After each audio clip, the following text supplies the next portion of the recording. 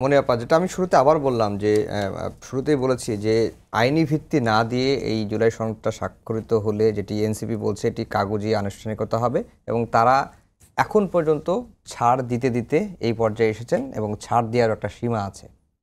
দেখেন, আইনি ভিত্তি দেওয়ার তো ক্ষমতা থাকতে হবে। আইনি ভিত্তি দিবে সংসদ।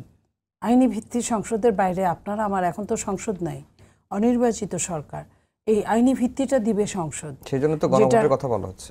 গণভোট হোক, গণভোট হওয়ার পরে আপনার মনে করেন তখনই তো একদিনই হবে, তারপরে সংসদ বসবে, সংসদের মাধ্যমে এটা কনফার্ম হয়ে যাবে। যেখানে নোট অফ ডিসেন্ট আছে সেটার কি হবে? ওইখানে তো লেখা আছে যে যেটা নোট অফ ডিসেন্ট আছে সেটা পরবর্তীতে আলোচনা করে একটা জায়গায় আসতে হবে।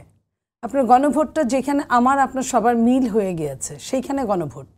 যেখানে ওই বিএনপি কিন্তু বলেছিল আমি নোট অফ ডিসেন্ট সরাবো না, যে জায়গায় নোট অফ ডিসেন্ট আছে সেটা তো একটা আলোচনা, একটা লাইন আনতে হবে।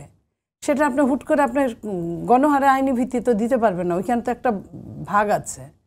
আরেকটা জিনিস আপনার মনে করেন যে এই যে গণভোটটা নিয়েই তো অনেক রকম কথা, কখন হবে, কিভাবে হবে, হবে কি হবে না, সেটা নিয়েও তো অনেক রকম কথা আছে। এই সব কিছু মিলে আমার কাছে কিন্তু আপনার মনে পড়ে যে ১/১১ আগে মান্নান ভূঁইয়া আর আব্দুল জলিল সাহেব এরকমই প্রতিদিন আপনার বসতেন সংস্কার নিয়ে, সংস্কারের এই যে ট্রাম্প কার্ড বা তারপরে সংস্কারের জন্য বসতেন, আর হাসি মুখে ঢুকতেন, হাসি মুখে বের হইতেন, আর জনগণ মনে করতো যে সব বোধহয় হয়ে গেল।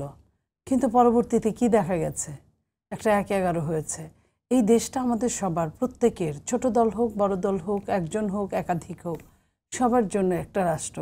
এই রাষ্ট্রটা এত খুঁড়িয়ে চলেছে, এত রকম গণতন্ত্রকে সে ধ্বংস করে একটা স্বৈরতন্ত্রের হাত দিয়ে ১৫.৫ বছর চলেছে। এরপরে আপনার এই সামান্য ইগো নিয়ে, এই সমস্যা নিয়ে আপনি যদি থাকেন, পরে কিন্তু আপনার আমও যাবে, ছালাও যাবে। আপনি এই জায়গাটা যে আপনি বলছেন যে আমারটাই আগে হবে, লাইক আপনার জামাতের কথা বলি, তারা বলছে নভেম্বরেই নির্বাচন হতে হবে। গণভোট এক একজনের কিন্তু এক এক রকম আইটেম। এনসিপির আইটেম একরকম, এনসিপি বলছে ইলেকশনের সময়, ইলেকশন আমরা আছি। জামাত বলছে যে এই গণভোটটা ২ মাস আগে হতে হবে, নভেম্বরে হতে হবে, ক্লিয়ার কাট বলে দিয়েছে, কোনো গোপনীয়তা নাই। তাহলে এগুলো কি আপনার মনে করেন ছোটোখাটো ইগো না?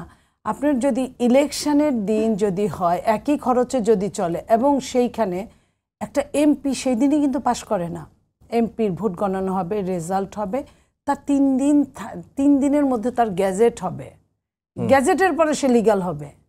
এখানে কিন্তু অনেকটা কাঠখড় পোড়াতে হবে।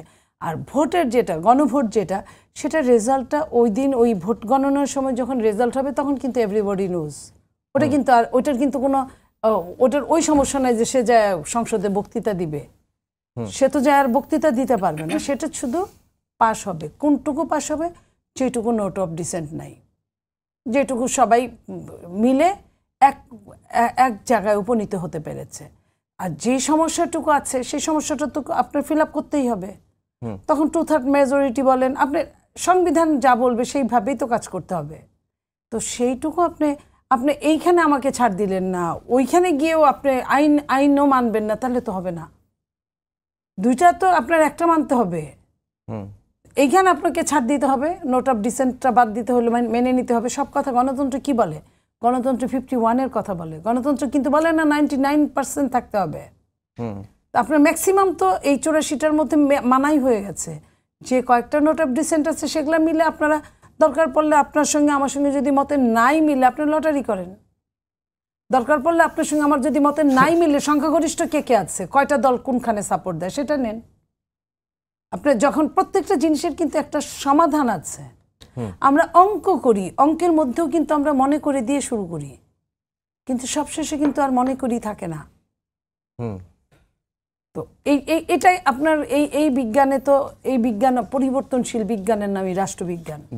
তাহলে কেন আপনার এনভায়রনমেন্ট অনুযায়ী পরিবর্তন হবে না আমাকে বলেন?